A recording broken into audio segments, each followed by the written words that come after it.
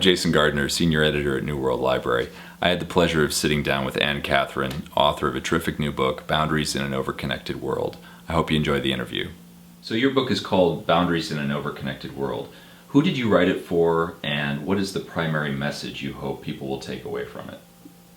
I wrote it for anyone who has even an elbow's touch to an electronic device or a digital device. And the message is that you can take back your world despite how the culture has just been engulfed by the internet, electronic devices. There's a way to set limits, to pick and choose what to let in, when to keep out, so that your life is going in the direction you truly want it to go and isn't just being swept along by the river of an electronic tide. How can cell phones and tablets sabotage real life experiences, and how can we prevent that? I have an example about that. I've just in the last few weeks traveled from coast to coast. I've seen entire families in beautiful settings, all sitting, each working their electronic device, not interacting with each other and not interacting with their world. So I see these families and know that at the end of the trip, these children will not know they have been to Yosemite or they've traveled parts through the Rockies. They won't know this because they were on their machines. So how can the idea of setting healthy boundaries is the message of the book, or the lens that you look at this through. Mm-hmm. How do healthy boundaries help us to look at technology differently? Well, first, to not be swept along by the tide just because the whole nation or even the whole world is so deeply involved in electronic and digital use doesn't mean you have to for every single thing. And to step back, look at what do you want for your family? What do you want for your children or yourself? And what time has been stolen from what you really care about through digital games, texting, social media. Yeah. What are some tips that can keep you from wasting precious time on social media? Set a boundary around the amount of time that you'll give to Facebook or to Twitter.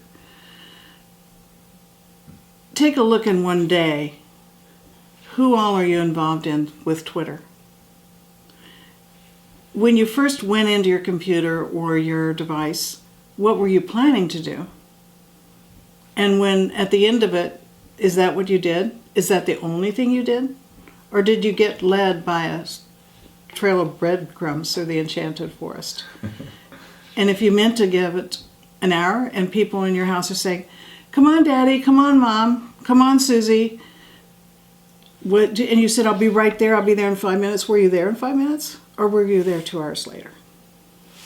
Right. So how do you know what your kids are viewing on the internet, and how can you keep kids safe from the dangers of the internet? Well, first I just want to say there are lots of really big dangers. And the statistics which I list in my book will let you know how real those dangers are. How close a predator is to your home. And how easily they can make contact with your children without you knowing. It's terrifying.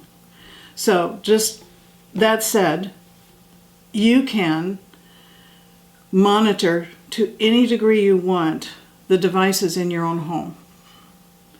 There are software programs, various kinds of programs. Many are free, some are not very expensive. So you can know exactly what your kids are doing on the internet. However, they still can go everywhere else. Their friends have digital devices, their libraries, their school library. So beyond electronic monitoring, have things at your home, do things together as a family, which I also suggest in the book, how to repossess or remaster your family so that you're a family again. Have things that are as fun or more fun, important or more important to your kids than being online. Sounds like great advice. Excellent. So your book also covers online dating, which is very popular right now. What advice do you have for people to maintain boundaries and protect themselves while searching for a companion? Well, first of all, anybody can present themselves any way on the internet. They can make up a dating resume that's very, very attractive.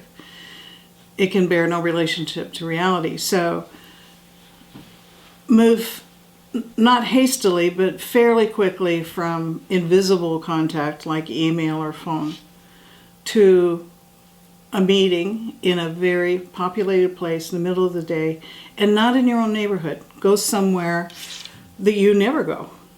Yeah. Arrive way before the other person's supposed to be there. Check them out from a distance. And all the individual steps are listed in the book, of course, but the very best warning device known to humans is your own instinct. It's better than anything else.